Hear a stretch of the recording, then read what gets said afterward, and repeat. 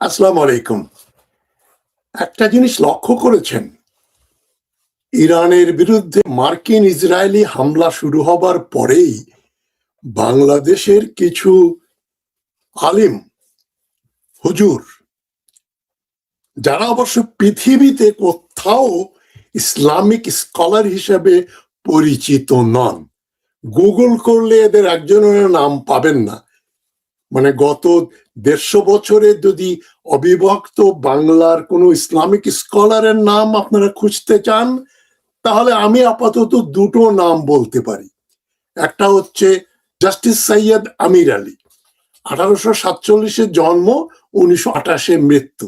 উনি কলকাতা হাইকোর্টের জাস্টিস ছিলেন। তার বই আছে history of Saracens and spirit of ইসলাম।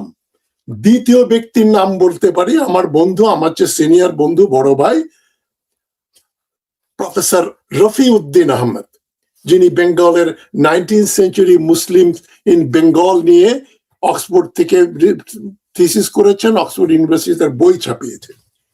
এরপরে আমি আর কোনো তৃতীয় ব্যক্তির নাম করতে পারছি না যারা আন্তর্জাতিকভাবে স্বীকৃত এবং যাদের জন্ম অবিভক্ত বাংলায়, পশ্চিমবঙ্গ বা পূর্ববঙ্গে, বাংলাদেশে কোনো ইসলামী স্কলারের জন্ম হয়নি। যারা বেঁচে আছেন তারাও না, যারা মারা গেছেন তারাও না, কয়েক শত বছরে। কিন্তু ঘরে ঘরে, মহল্লায় মহল্লায় আন্তর্জাতিক খ্যাতি সম্পন্ন হুজুর রয়েছে। তাদেরই উপদ্রব দেখেন। এ ঠিক কাকতালীয় ব্যাপার না। ইরান ইসরায়েলের যুদ্ধ শুরু হওয়ার পরেই বাংলাদেশের সোশ্যাল মিডিয়াতে, খবরের কাগজে, সর্বত্র এদের প্রাদুর্ভাব ঘটেছে, উই পোকার মতো। বৃষ্টির পরে যখন পিঁপড়া পাখা গজায় উড়ে বেড়ায়, ঠিক ওই ধরনের একটা উপদ্রব সৃষ্টি হয়েছে। এরা নিজেদেরকে আহলে হাদিস বলে পরিচয় দেয়, এরা আসলে আহলে হাদিস। এবং এরা আমেরিকা এবং ইসরায়েলের পক্ষে কাজ করছে। সৌদি আরব, ইসরায়েল, আমেরিকা এদের দালাল। এবং অনেকগুলো আছে অজ্ঞ, বেশিরভাগই তো মূর্খ। আমি একটা কথা সবসময় বলি, বাংলাদেশের অধিকাংশ হুজুরের বিদ্যা হচ্ছে ক্লাস 6 পাস। এরা সৌরজগতের বাইরে বিশ্ব, মহাবিশ্ব সম্পর্কে তাদের কোনো আইডিয়া নাই, কিন্তু ইসলাম সম্বন্ধে তারা কথা বলে বেড়ায়। তো আমি এই যে তথাকথিত উলামাদের প্রকাশ্যে আপনাদের সামনে তাদের হাড়ি ফাটিয়ে দিচ্ছি, যারা আহলে হাদিস মুভমেন্ট কি, দেওবন্দি মুভমেন্ট কি, এটা জানার জন্য কতগুলো বই আমি আপনাদের সামনে এনেছি। এগুলো নিয়ে আমি একটু আলোচনা করব না, আমি জাস্ট নামগুলো বলে দেব। যারা দেওবন্দ আন্দোলন সম্বন্ধে জানতে চান, তারা বারবারা মেটকাফের এই বইটা পড়বেন। বারবারা ডেলি মেটকাফ, আমার বন্ধু মহিলা, Islamic revival in British India, দেওবন্দের উপর যার বই, Islamic revival in British India, Deoband, Barbara Metcalf. এটা পড়লে একটা আইডিয়া পাবেন যে ওহাবি আন্দোলনটা কি জিনিস, আহলে হাদিস কারা। দেন প্রফেসর আজিজ আহমদের একটা বই, studies in Islamic culture in the Indian environment. Aziz Ahmad Oxford University Press থেকে পাবলিশ করেছিল। ওনার আরেকটা বই আছে, Islamic modernism in India and Pakistan. ওইটা অক্সফোর্ড ইউনিভার্সিটি প্রেস থেকে ছাপানো হয়েছিল। আজিজ আহমদ, যিনি টরন্টো ইউনিভার্সিটির প্রফেসর ছিলেন ইসলামিক স্টাডিজে, পাকিস্তানি ভদ্রলোক। এইটা পড়তে পারেন। তারপরে কেয়ামউদ্দিন আহমদ, ভারতের কেয়ামউদ্দিন আহমদের বই the Wahabi movement in India. Qeyamuddin Ahmad, এইটা উনি ভারতের পাটনা ইউনিভার্সিটির প্রফেসর ছিলেন, খুবই নাম করা বই কেয়ামউদ্দিন আহমদ। এটা মনোহর দিল্লি পাবলিশ করেছে 1994, কেয়ামউদ্দিন আহমদের the Wahabi movement in India. তারপরে Narahari Kaviraj, Wahabi and Farazi movement in India of Bengal, Narahari Kaviraj. Then A.R. Mallick, Azizur রহমানের মল্লিকের বই, যিনি একসময় শেখ মুজিবুর রহমানের ফিনান্স মিনিস্টার ছিলেন, খুবই নাম করা ঐতিহাসিক। British policy and the Muslims in Bengal, Azizur Rahman Mallick, A.R. Mallick, খুবই নাম করা বাংলাদেশি স্কলার ছিলেন। Then Moinuddin Ahmad Khan, Titumir and his followers, এই বইটা চিটাগং ইউনিভার্সিটির প্রফেসর ছিলেন, আমার কলিগ ছিলেন মঈনুদ্দিন আহমদ খান। মঈনুদ্দিন খানের আরেকটা ফেমাস বই হচ্ছে the Wahabi movement, the history of the Faraizi movement, history of the Faraizi movement, এটাও পড়বেন। এবং মঈনুদ্দিন খানের অন্য অন্য বই তিতুমির অ্যান্ড হিজ ফলোয়ার্স। শেষ বইটা আমি উল্লেখ করছি ডব্লিউ হান্টার, উইলিয়াম উইলসন হান্টারের বই। এটা হচ্ছে দ্য ইন্ডিয়ান মুসলমানস ডব্লিউ হান্টার। এছাড়া বাংলায় একটা বই আছে জাস্টিস মওদুদ আহমদের ওয়াহাবি আন্দোলন, এবং এই অধমেরও একটা বই আছে গ্লোবাল জিহাদ ইন আমেরিকা, ওটা আপনার ইচ্ছা করলে দেখতে পারেন, যেখানে বিভিন্ন জামাত ইসলামী থেকে শুরু করে সবকিছুর উপরে মোটামুটি আলোচনা করেছি। ওয়াহাবি মুভমেন্ট যারা আহলে হাদিস, তার সম্বন্ধেও কিছু কথাবার্তা আছে। এছাড়া আরো ভুরি ভুরি বই পুস্তক রয়েছে। আমি কেন বলছি ওয়াহাবি আন্দোলন বা এই যে সকল আহলে হাদিস আন্দোলন সম্বন্ধে আপনাদের কেন জানা দরকার? কেননা এই যে অতি কট্টর একটা ইসলামী আন্দোলন বাংলাদেশে আছে, যারা এখন যাদের যে ওলামারা তারা ফতোয়া দিয়ে বেড়াচ্ছেন, আপনারা নিশ্চয়ই ফতোয়াগুলোর সঙ্গে পরিচিত। খুব সুন্দরভাবে এখন একটা বিতর্ক তারা তৈরি করছেন, এবং তাদের অনুসারী কিছু পীর এবং কিছু হুজুর তারা বলছেন শিয়ারা কিন্তু মুসলমান না, সাবধান, শিয়াদের যুদ্ধ করছে, সুন্নি বেটারা আমেরিকা এবং ইসরায়েলের দালালি করছে, সবগুলো সুন্নি দেশ। সেখানে এখন বাংলাদেশের প্রধান একটা সমস্যা হয়ে গেল, খবরদার শিয়ারা কিন্তু মুসলমান না, এই বয়ান নিয়ে হাজির হয়েছেন। ইদানিং দেখবেন আপনারা কিছু হুজুর ঈদুল ফিতরের নামাজ কিন্তু 12 তকবীর, 6 তকবীর না,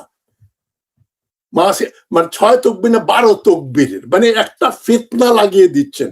আরে 12 তকবীর না 24 তকবীর না 500 তকবীর, আদৌ তকবীরের দরকার আছে কিনা? একটা এমন নামাজ, সুন্নাত নামাজ, যার কোনো কাজা করতে হয় না। ঈদের নামাজ মিস করলে এটা কাজা পড়তে হয় না, সেই নামাজে কত তকবীর, এইটা নিয়ে একটা বিবাদ লাগিয়ে দিল। এরা হচ্ছে আহলে হাদিস, তারা হাদিস বিশ্বাস করে, আর কিছু বিশ্বাস করে না। আমি আসছি সূত্রপাতটা কবে, তবে এদের আরো ফতোয়া আছে। তারা বলছে ঈদ মোবারক বলা যাবে না, ঈদের দিন কোলাকুলি করা যাবে না, এটা বেদাত। ঈদের দিন আত্মীয় স্বজনের বাড়ি যাওয়া যাবে না, এটা বেদাত। ঈদের দিনে নতুন কাপড় কেনা যাবে না, এটা বিদাত। মানে যেটা কোনো সমস্যা না, সেই সমস্যা মানে আপনি খুঁচিয়ে শরীরে ক্ষত করে তার ওষুধ লাগাচ্ছেন, মানে যে প্রবলেমটা নাই সেই প্রবলেম সৃষ্টি করে তার ঔষধ বিক্রি করছে এই তথাকথিত সৌদি আরব এবং ইসরায়েলের দালাল, আমেরিকান দালাল। এরা মাঠে নেমেছে এই সমস্ত সমস্যা নিয়ে আলোচনা করার জন্য। সমস্যা হচ্ছে তেলের দাম বাড়লে বাংলাদেশের লোক না খেয়ে থাকবে, 1.5 কোটির মতো লোক বেকার হয়ে যাবে, মধ্যপ্রাচ্যের থেকে বাংলাদেশে চলে আসবে। এদের অন্য সংস্থান হবে কিভাবে? তেলের ব্যারেল যদি $200 হয়, তখন বাংলাদেশের লোক কি খাবে? ফার্টিলাইজার আসে মধ্যপ্রাচ্য থেকে, তেল আসে, গ্যাস আসে, তখন চুলা জ্বলবে না। আপনার যে বাংলাদেশের গ্যাস অপ্রতুল, পেট্রোলিয়াম, ডিজেল আসা বন্ধ হয়ে যাবে, ট্রাক্টর চলবে না, নৌকা চলবে না, গাড়ি চলবে না, মোটর গাড়ি চলবে না, কোন রকম বাড়িতে বিদ্যুৎ জ্বলবে না। সেটা সমস্যা না।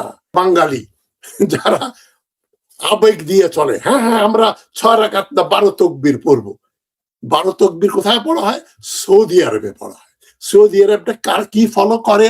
তারা হাম্বল, ইমাম আহমদ ইবনে হাম্বলের অনুসারী। ইমাম আহমদ ইবনে হাম্বল এবং ইমাম আবু হানিফা, যেটা আমরা বাংলাদেশ, পাকিস্তান, তুরস্ক, এই বিরাট অঞ্চল, পৃথিবীর বেশিরভাগ মুসলমান যাকে ফলো করে, ইমাম আবু হানিফা না, আমরা হাম্বলি। এবং ইমাম আবু হাম্বল, উনার জন্ম হয়েছে 781 খ্রিস্টাব্দে, 781 আব্বাসীয় আমলে।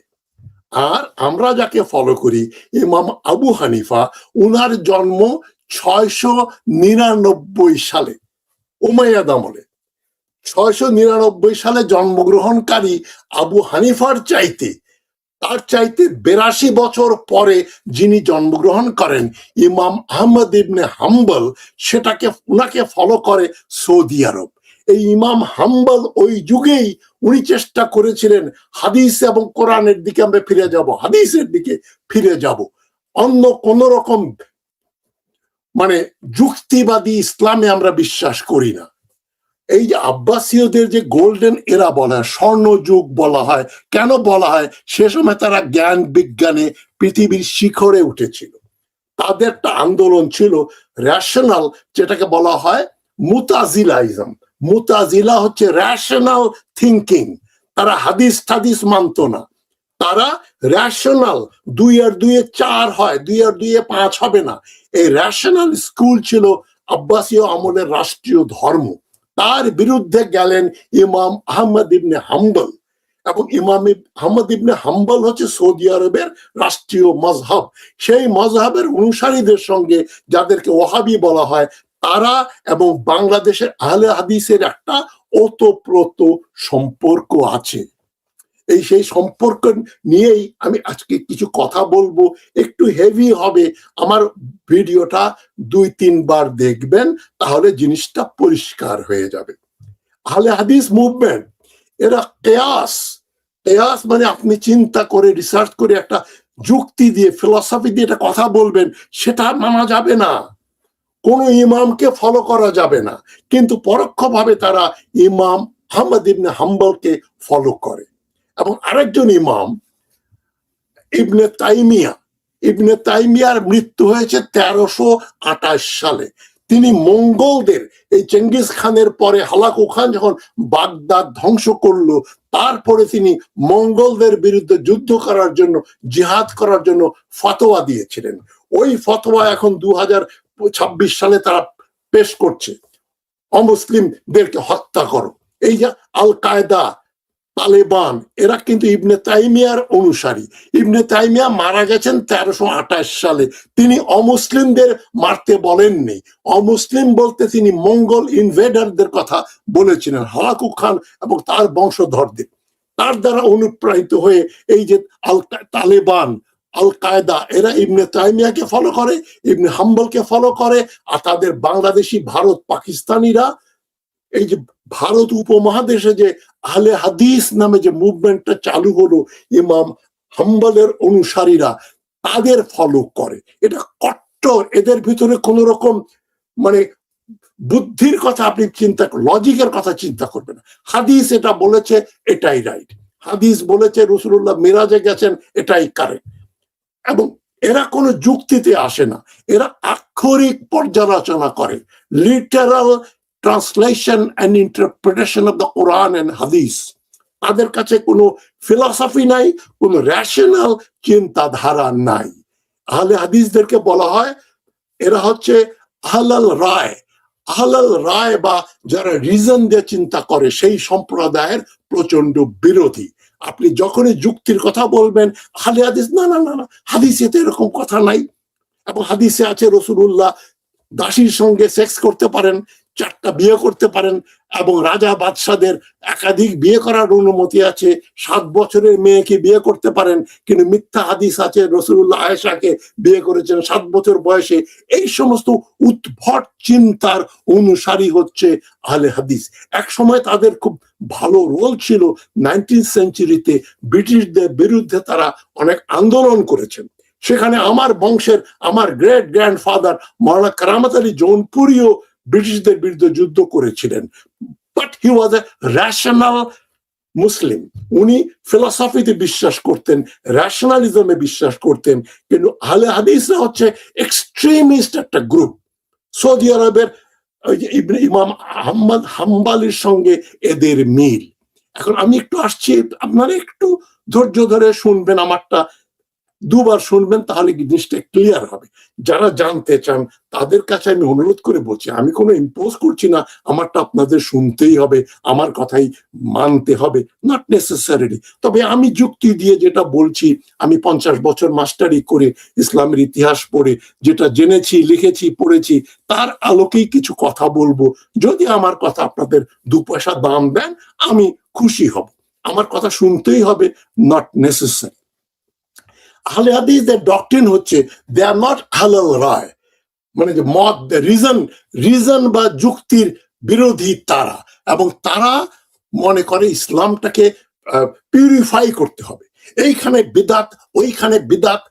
এবং ওদের এক হুজুরের ফতোয়া দেখলাম, ঈদের নামাজে শামিয়ানা টাঙ্গিয়ে ওখানে আরেকটা মেম্বার বানিয়ে ইমাম সাহেব খুতবা দিবেন, এটা বিদাত।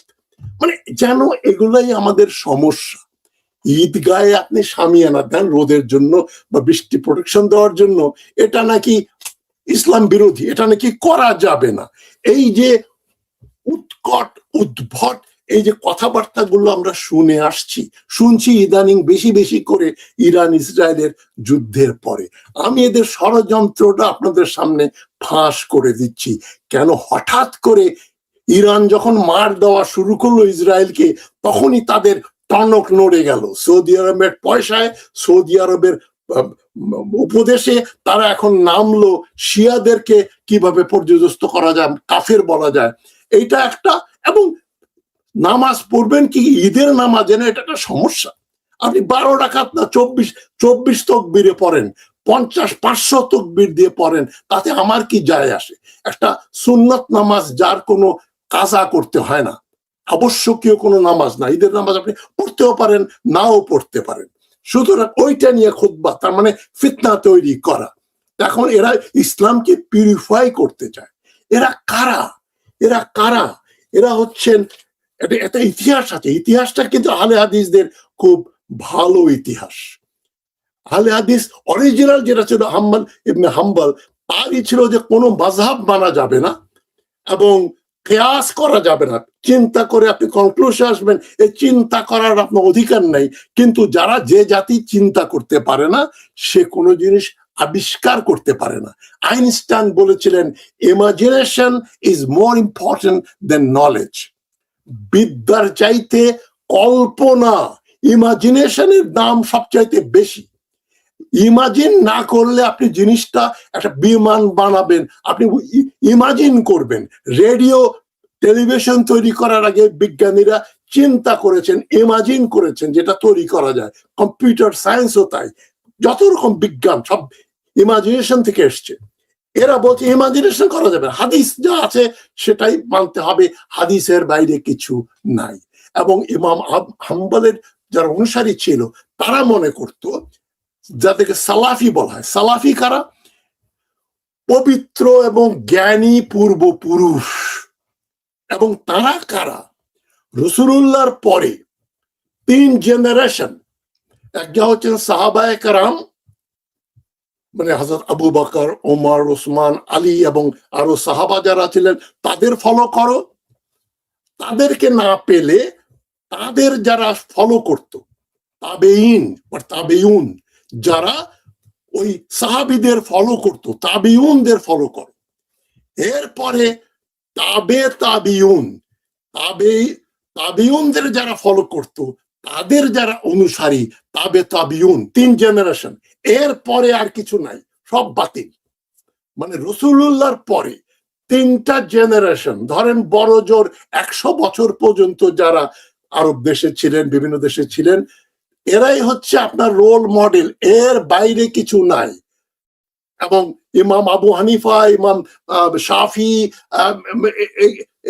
ইমাম মালিক, এগুলো বাতিল। ইমাম হাম্বল হচ্ছে রাইট, কারণ উনি হাদিসের কথা বলেছেন।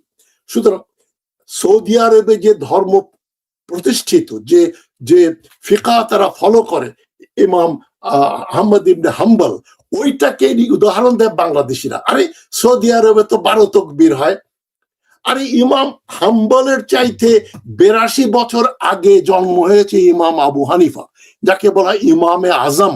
বিভিন্ন ইমামদের তিনি শিক্ষক, তিনি ছিলেন খুব ন্যায়পরায়ণ। তাকে আব্বাসীয় খলিফা মনসুর জেলখানায় দিয়ে জেলে হত্যা করে মেরেছিল, আয়না ঘরের মতো। সেই শহীদ আবু হানিফার ফলো করা যাবে না। আমরা ঠিক সুন্নি হানাফিরা যে আমরা নামাজে এহরাম বাঁধি নাভির নিচে বা নাভির উপরে, ওরা করলো না। এইভাবে নামাজ ধরতে হবে, এইভাবে দাঁড়াতে হবে, তেহরিমা বাঁধতে হবে, পা দুটো ফাঁক করে দাঁড়াতে হবে, এবং আপনার ওই প্রতিতে রুকুতে যাওয়ার আগে একবার আল্লাহু আকবার বলতে হবে, রুকু থেকে উঠে একটা আল্লাহু আকবার বলতে হবে। এগুলো খুবই নমিনাল ব্যাপার, লক্ষণীয় কিছু না। তবে ওর উদ্দেশ্য হচ্ছে হানাফিদের সঙ্গে তোমাদের পার্থক্য নির্ণয় করা। মানে এরা একটা দ্বিধা বিভক্তি করতে চাচ্ছে মুসলমানদের ভিতরে। আমরাই খাঁটি, আমরা সুন্নি হাদিস মানি, বাদ বাকিরা বাতিল। এদের একটা বিরাট অনুসারী আছে বাংলাদেশের দিনাজপুর, রংপুর, রাজশাহী, পাবনা এই অঞ্চলে আছে। তারা কারা সেখানে আমি আসছি। বাংলাদেশে আহলে হাদিস কারা? এই আহলে হাদিস যে সেক্ট, এটা জন্ম হয়েছে 1864 সালে। আমি ওই ঘটনাটা বলেই আজকে আপনাদের কাছ থেকে বিদায় নেব।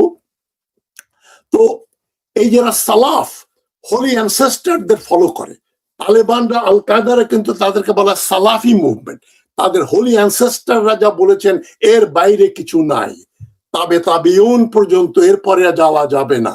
এবং বাংলাদেশে আবার অধুনা এই আহলে হাদিস জামাতটাকে রিভাইভ করেছেন। আমার ঢাকা বিশ্ববিদ্যালয়ের কলিগ ছিলেন ডক্টর আসাদুল্লাহ গালিব, মৌলানা আসাদুল্লাহ গালিব, যিনি ইসলামিক স্টাডিজ আর অ্যারাবিক ডিপার্টমেন্টের প্রফেসর ছিলেন। উনি নতুন করে রিভাইভ করেন।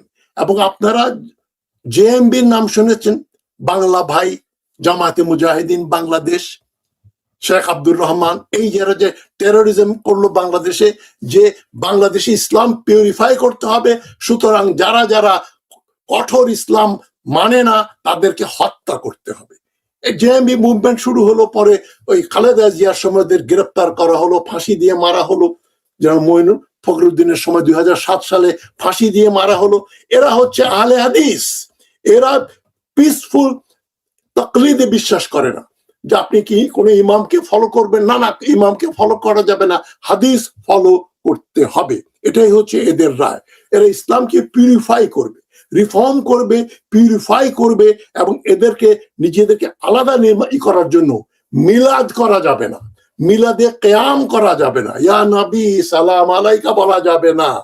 তারপরে মিলাদ ইজ বিদাত, সিন্নি খাওয়া বিদাত, মুসাফা করা বিদাত, কোলাকুলি করা বিদাত, সবকিছু বিদাত।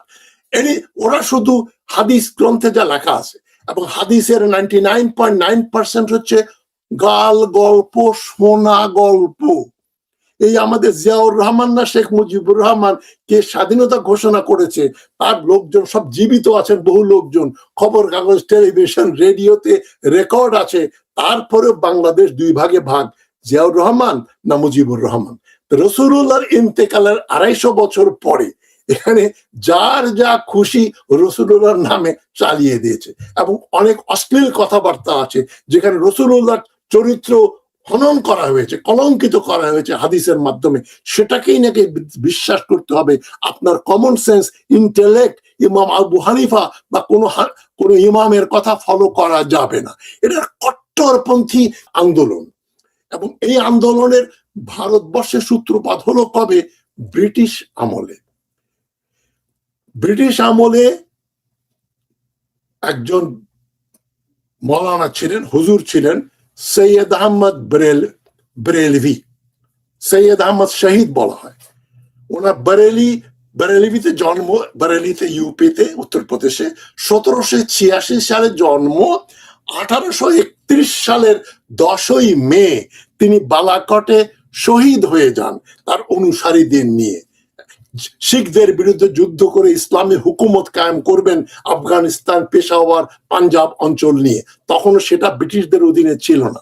বাংলাদেশ থেকে এই যে ফরিদপুর, নোয়াখালী, চট্টগ্রাম, খুলনা, বাগেরহাট, পাবনা, বগুড়া, রাজশাহী, বেশি মালদহ, ওরা সব বিহার হয়ে দিল্লি হয়ে তারা জিহাদ করার জন্য উত্তর পশ্চিম সীমান্ত প্রদেশ এবং পেশাওয়ার অঞ্চলে তারা জিহাদ করতে গিয়েছিলেন 1820 থেকে 1850 পর্যন্ত। তারাই ওই তথাকথিত সিপাহী বিদ্রোহের নেতৃত্ব দিয়েছিলেন। তারা খুবই দেশপ্রেমিক, ব্রিটিশ বিরোধী ছিলেন। তবে তারা মনে করতেন হাদিস ফলো করতে হবে, কোন রকম ইমাম ফলো করা যাবে না। যখন 1831 সালে সৈয়দ আহমদ বেরেলভী শহীদ হলেন, শাহ ইসমাইল শহীদ হলেন, তখন তাদের মধ্যে বিশৃঙ্খলা শুরু হয়ে গেল। তারা বলল এই সৈয়দ আহমদ মারা গেছেন শিখদের হাতে, কেন? মুসলমানরা পিওর না, নিজেদের শুদ্ধি করতে হবে। শুদ্ধি মানে হাদিস ছাড়া অন্য কিছু মানা যাবে না। এরকম একটা মুভমেন্ট শুরু হয়ে গেল 1830-এর দশকে, 1840-এর দশকে। 1864 সালে, সেই দিন 1864 সালে এই এখানে আহলে হাদিস নামে একটা আন্দোলন শুরু হলো। এবং এর আগে সৈয়দ আহমদ বেরেলভীর পীর ছিলেন শাহ আব্দুল আজিজ। শাহ আব্দুল আজিজ উনি একটা ফতোয়া দিয়েছিলেন 1804 সালে। ব্রিটিশরা দিল্লি দখল করার পরে উনি ফতোয়া দিলেন যে ভারত হচ্ছে দারুল হারাব, এখানে ব্রিটিশদের সঙ্গে যুদ্ধ করতে হবে। এই শাহ আব্দুল আজিজের মুরিদ ছিলেন শাহ সৈয়দ আহমদ বেরেলভী। সৈয়দ আহমদ বেরেলভীর মুরিদ ছিলেন আমার গ্রেট গ্র্যান্ডফাদার মাওলানা কারামাত আলী জৌনপুরি। উনিও জিহাদে অংশগ্রহণ করেছিলেন। 1857-58 সিপাহী বিদ্রোহের পরে তিনি দেখলেন ইংরেজদেরকে পরাজিত করা যাবে না, ইংরেজি শিখতে হবে। উনি আহলে হাদিস ছিলেন না, উনি হানাফি ছিলেন। এখন এই আহলে হাদিস গ্রুপের ওই সৈয়দ আহমদ বেরেলভী এবং শাহ ইসমাইলের অনুসারী কিছু লোকজন ছিলেন মোহাম্মদ ইসহাক। এই মোহাম্মদ ইসহাক যে আন্দোলনটা সৈয়দ আহমদ বেরেলভী শুরু করেছিলেন তরিকায়ে মুহাম্মাদিয়া, এই তরিকায়ে মুহাম্মাদিয়া তরিকা কায়েম করতে হবে, মুহাম্মাদের তরিকা, অন্য কোনো তরিকা না। ইমাম আবু হানিফা অন্য কোনো ইমাম না, মুহাম্মাদের তরিকা কায়েম করতে হবে, যে জন্য তারা কোনো মাযহাব মানে না। এবং এরা মিলে একটা আন্দোলন শুরু করলেন 1864 সালে। এটা কায়েম করা হলো টু পিউরিফাই ইসলাম। এবং এদেরই অনুসারী হচ্ছে বাংলাদেশের বর্তমান আহলে হাদিস কমিউনিটি। এবং এরা কিয়াস করে বিশ্বাস করে না, গবেষণায় বিশ্বাস করে না, লজিকে বিশ্বাস করে না, ব্লাইন্ড ফলোয়িং অফ দ্য হাদিস। এবং এদের সঙ্গে সৌদি আরবের এই যে হাম্বলি তরিকার খুব মিল আছে। হাম্বলিরাও এইখানে ধরে নামাজ পড়ে, পা ফাঁক করে দাঁড়ায়, আল্লাহ হাত তোলে। এরা মনে করে সৌদি আরব থেকে এসছে, মানে এটা রসুলের সময় থেকে এসছে। না, হাম্বলির জন্ম হচ্ছে ইমাম আবু হানিফার 82 বছর পরে। এবং উনি মনে করলেন হাদিস ফলো করে আমরা একটা কমিউনিটি গ্রো করতে পারবো। এই যে হাদিসের ফিতনা 9th সেঞ্চুরিতে শুরু হলো, বাদ বাকিটা ইতিহাস। আমি আপনাদের এই কথা বলে শেষ করছি যে এই যে আহলে হাদিস কমিউনিটি, এটা যে সৃষ্টি হলো 1864-এ। শাহ মোহাম্মদ ইসহাক উনি ছিলেন শাহ আব্দুল আজিজের গ্র্যান্ডসন। তারপরে সৈয়দ সিদ্দিক হাসান খান, তারপরে সৈয়দ নাজির হোসেন দেহলভি, এরা ছিলেন আহলে হাদিস আন্দোলনের প্রবক্তা। তবে তারা ছিলেন কট্টর ব্রিটিশ বিরোধী। তারা মনে করতেন ইসলামটাকে পিউরিফাই না করলে সারা দেশে ইসলামের খেলাফত কায়েম করা যাবে না। সেই জিনিসই এখন আবার নতুন করে চালু হয়েছে বাংলাদেশে। পাকিস্তান হবার পরেও আহলে হাদিস গ্রুপ তারা কিন্তু মানে রিচুয়ালে তারা বিশ্বাস করেন না। যেমন আপনি তসবি করে তসবিটাকে চুমু খাবেন, কোরআন শরীফ পড়ে চুমু খাবেন, এটা বেদাত, এটা করা নিষিদ্ধ। তারা খুবই কট্টর। তবে এই কট্টরপন্থীদের সঙ্গে আমার কোনো গন্ডগোল নেই।